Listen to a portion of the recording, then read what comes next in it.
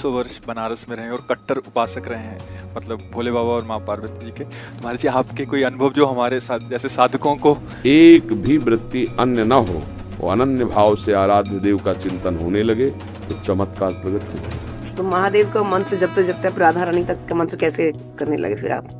भाई महादेव जी के सेवक हो, बिल्व पत्र चयन कर रहे हैं, फिर महादेव जी के लिए अर्पित कर रहे हैं, जल अर्पित कर रहे हैं। नहीं मंत्र कुछ आता तो गुरु मंत्र के द्वारा बिल्व पत्र अर्पित, एक एक मंत्र अंदर ही अंदर जपते हुए विराजमान। फिर वो तो एक चुल्लू जल में प्रसन्न होने वाले देवाधिदेव महादेव, उनकी पूजा में तो ज्यादा पैसा वाली सामग्री है नहीं। धतूर का फल, बिल्व का पत्र, अकोड़े के फूल और गंगा जल एक अंजलि चढ़ा दो। जो कोई स्वीकार नहीं करता वो महादेव स्वीकार करके वो पद दे देते हैं जो दुर्लभ है।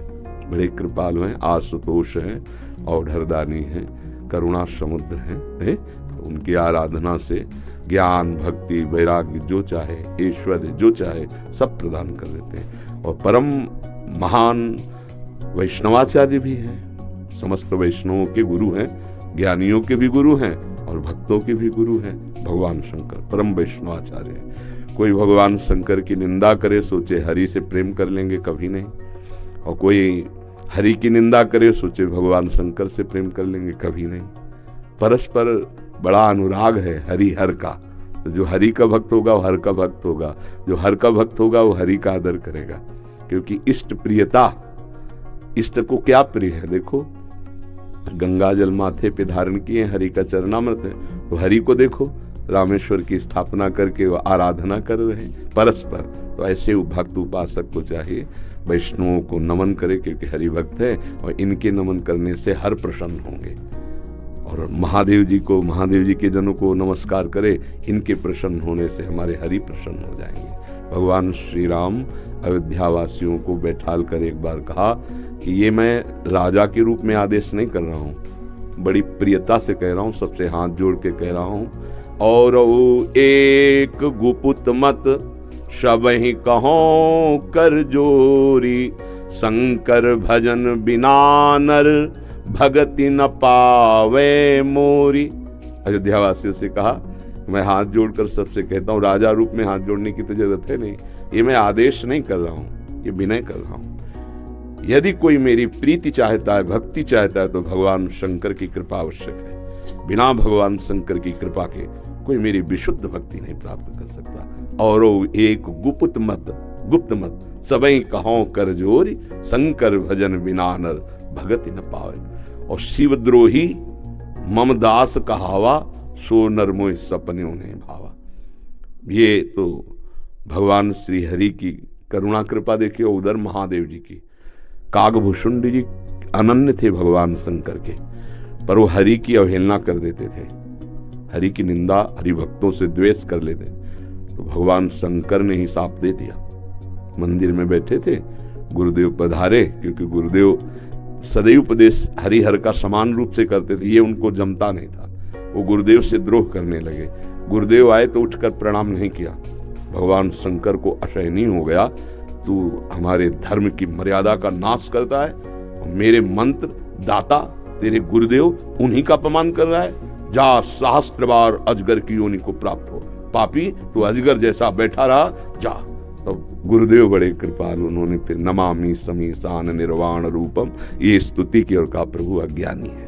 देखो कैसे गुरुदेव माता की तरह दो, ये अज्ञानी, इस पर दया कर दो। तो कहा, साप तो मिथ्या नहीं होगा, पर जन्मते मरते जो दूसरे दुख होता है वो नहीं व्यापेगा, और जल्दी जल्दी इसका शरीर छूट जाएगा, पर ऐसा होगा, अजगर योनि को प्राप्त होगा। ये अगर कोई भगवान हरि की अवहेलना करके महादेव का अनन्य बनना चाहता है तो कदापि नहीं, और कोई महादेव की अवहेलना करके हरि प्रेम चाहता है तो कदापि नहीं।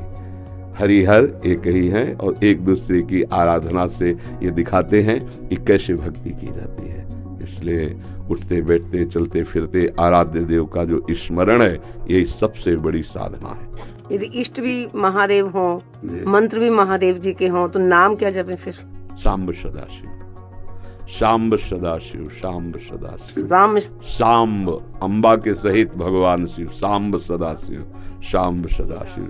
हाँ, सांब सदा, जैसे सियाराम सियाराम, राधे श्याम, तो सांब सदाशिव, शाम्ब सदाशिव, सांब सदाशिव। इसमें उमा जी और भगवान महादेव जी दोनों हैं। सांब सदाशिव, अम्मा के सहित पिताजी सांब सदाशिव, सांब सदाशिव। वो हमारे बाप है, वो हमारी अम्मा है ले जगत माता और जगत पिता वही है। बहुत करुणामय है, पर जो दुष्टता करे तो फिर बहुत ही, फिर प्रलयंकर रुद्र भी वही है ले उनके सामने फिर कोई अद्वितीय है, अद्वितीय शिव अद्वितीय है, चराचर जगत के स्वामी है, करुणा के समुद्र है।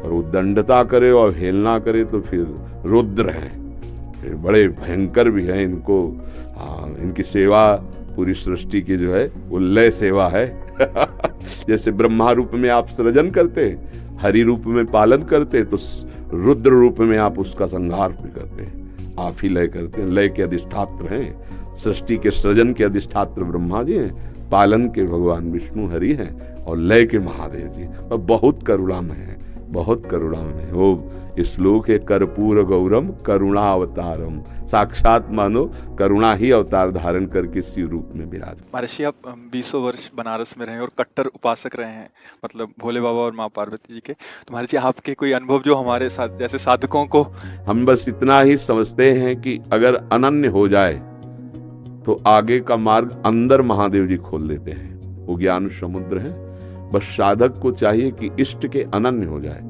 हम कभी नहीं जानते थे वृंदावन, कभी ये सब ऐसे स्फुरित हुआ कैसा होगा वृंदावन। काशी में तुलसी घाट में बैठे हैं, बहुत बड़ा पीपल का वृक्ष है उसी के। अब ध्यान हमारा अलग है, एकदम स्फुरित होता है कैसा होगा वृंदावन, पहला स्फुरण। ये कैसे हो रहा है? फिर मन में रास की जागृति कराई गई, फिर वृंदावन भेजे गए। अपने को जब हवाले कर दिया महादेव जी के, अब वो कहाँ ट्रांसफर करते हैं, कैसे पहुंचाते हैं, ये हमने देखा है, किया नहीं है। हम तो उनके आश्रय वृत्ति में थे, उन्होंने ही किया। उपासक को चाहिए आराध्य देव का अनन्य होकर उनकी उपासना में अपने जीवन को बेच दे। बिका हुआ जीवन, फिर जो रंग आता है वो बहुत जोर का रंग होता है। अपना महत्व, अपना अस्तित्व महादेव जी के हाथ में दे दे, फिर वो चलाते हैं, वो संभालते हैं। एक भी वृत्ति अन्य न हो, वो अनन्य भाव से आराध्य देव का चिंतन होने लगे तो चमत्कार प्रकट हो जाएगा, जीवन दिव्य हो जाएगा। बस लगा रहे। अभी तो वृत्ति गई, हट गई, फिर आई, फिर हट गई, ऐसे हो रहा है। वृत्ति ऐसी हो जाए जैसे दीवार घड़ी से सेल हटा ले तो सेकेंड मिनट की सब सुई ठप हो गई ना, ऐसे ठप हो जाए मन, वृत्तियां भगवदाकार, फिर कुछ शेष नहीं रह जाता, सब जागृत हो जाता है। तो अपने आराध्य देव के अनन्य होके नाम जप करे, उनके अधीन रहे, वो सब ठीक कर देते हैं। तो महादेव का मंत्र जपते जपते आप राधा रानी तक का मंत्र कैसे करने लगे फिर आप? वही है, वही हमको भेजे, बताया ना। जैसे लड़की को पढ़ा लिखा के सुंदर सजा के वर के हाथ में दे दिया जाता है, वर अपने देश ले आता है। तो ऐसे अम्मा बप्पा हमारे महादेव वहां सजाया, श्रृंगार किया और राधावर के हाथ दे दिया। अब ये है कि सब कुछ सजाया महादेव जी ने और स्वीकार किया राधा वल्लभ लाल ने, राधावर ने। अब उनकी हो गई। मैं चाहती भी हूँ राधा राधा जपना, लेकिन फिर महादेव तक पहुंच जाती। तो अपनी चाह से थोड़ी होता अब पाणी ग्रहण नहीं हुआ अभी, इसीलिए है जिस दिन से महादेव जी ने पाणी ग्रहण का मतलब हाथ पे हाथ धर के दे दिया उन्होंने, उस दिन से एक चुल्लू जल ऐसे कभी नहीं। क्यों? क्योंकि उन्हीं का आदेश है, जहां लगा दिया अनन्य। अब अतरे दिन अटैची लेके अपने पति को छोड़कर अगर मायके में लड़की खड़ी रहे तो क्या कहेगा पिता, यार काय को नाक कटवा रहे। जब एक भाग तो पति के साथ आओ, अगर अल्लाह है उसकी अनुमति से आओ, तेरे दिन थोड़ी भागना है। अब हमको महादेव जी ने दे दिया राधावर को, तो बस रसना कटो जो अन रटो, निरख अन फुटो नयन, श्रवण फुटो जो अन सुनो, बिन राधा जस बैन। अब तो राधा राधा राधा राधा राधा राधा। तो जानते हो हफ्ता नहीं बीतता महादेव जी का प्रसाद आता रहता है, रुद्राक्ष, बिल्व पत्र, चरणामृत, काशी से आता है। और आप हमारे कमरे में देखेंगे तो आधा कमरा रुद्राक्ष से भरा हुआ है। ऐसे बड़े बड़े टंगे, उनमें बड़े इतने माला हो गए रुद्राक्ष के, क्योंकि आते ही रहते काशी से। तो बेटी को जैसे भेंट पहुंचती रहती है मायके से, वैसे आते रहती है उनका प्यार आता रहता है। तो ये अंदर की बात है, आपने ऐसे पूछा तो इसलिए बता दिया। हाँ, अब यहाँ राधावर का अधिकार है। सजाया उन्होंने, संवारा उन्होंने, बड़ा उन्होंने किया, पर पाणी ग्रहण कर दिया, दे दिया।